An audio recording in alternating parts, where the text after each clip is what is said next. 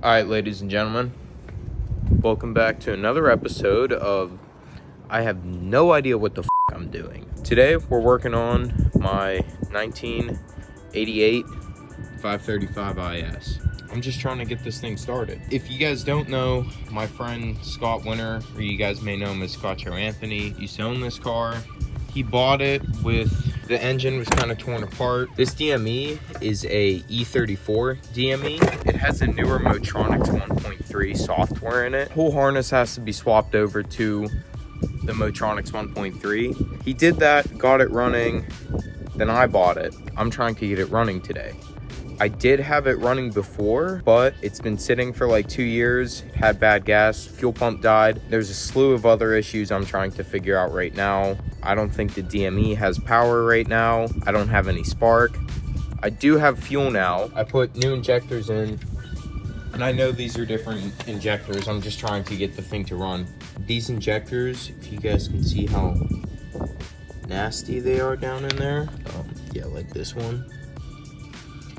They got clogged, had a dead fuel pump, clogged injectors, a bunch of other things causing this thing not to run. Now I'm just trying to figure out what's causing my no spark. I checked the 20-pin connector, plugged it into the scan tool. DME isn't getting any power. It's not picking up the DME at all, no communications. There has to be something, either a power lead, ground, something with the computer that it's not getting any power. Gets its power from a different point. So Scott put in a main power lead. This is just temporary, running power into the harness. It's coming off of the battery here, a couple things teeing off of it. This main power lead goes all the way down through the glove box, through the firewall, and then into here. And mind you, this is rigged together, so don't worry. Now it goes into here, tees off. It goes into the relays, and then after that, it goes up in here, back into the harness, giving power to everything. So, I need to figure out where the DME is pulling power from, and then why it's not getting any power. Which is probably a bad ground. Isn't the nicest of grounds. Holy crap, it's windy. Because I put some starting fluid in it, tried to get this thing to start, and still nothing. So, and the DME not communicating with the computer. DME definitely has to not be getting any power, or maybe any ground. Did test this thing, doesn't have any power to it. That's good. Well, that's bad. At least we're heading in the right direction with things, figuring out what's wrong. Next step, gonna get the multimeter out, test the DME. I got the wiring harness pulled out here. I'm just going through testing everything with the multimeter, seeing what's getting power, see what's not. I gotta figure out what these two connections are for. That's for the purge valve. This is the starter trigger signal. This is the, I don't know what this is, and I don't know what this is, so I have to figure out what these two are. So this car used to be Motronics 1.1, and if you guys can see right down there, these two wires, these were the two crank position sensors. Yeah, there were two. I don't know why there were two.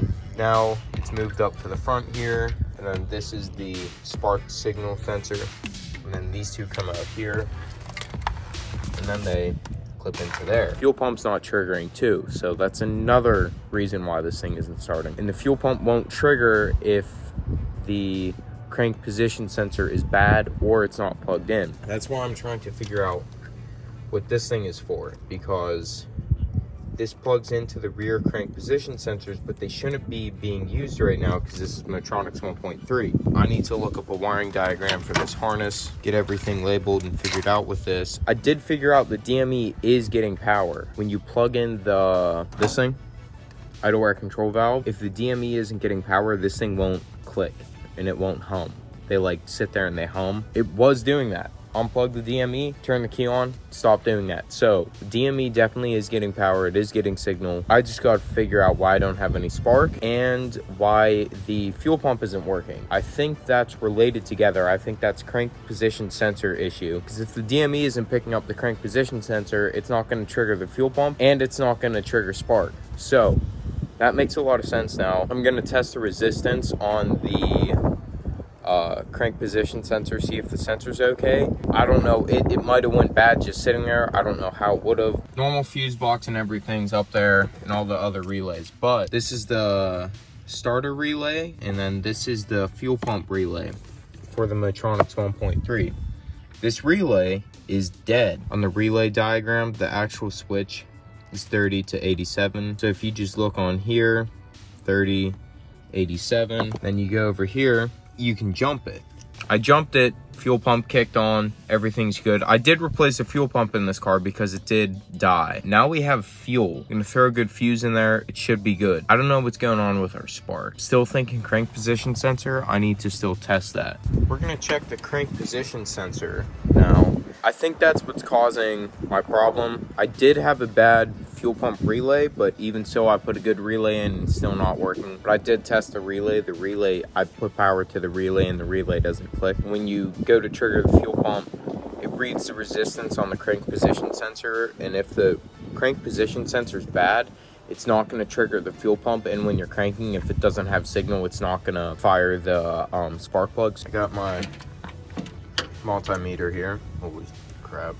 Stuff is so hard to do with one hand. I figured out what's wrong. It's that thing. Bad crankshaft position sensor. I read the resistance on it. It's barely putting out any resistance, so the thing's shot. That's why it's not starting right now. That's why it's not triggering any spark. It's not triggering the fuel pump to turn on, so fortunately, that's where I'm gonna have to call for today. Future plans for this car. I think I'm gonna, the Style 32 back there, I think I'm gonna put them on this thing. I think that'll look good. This engine isn't gonna be here for much longer. It'll look pretty much the same.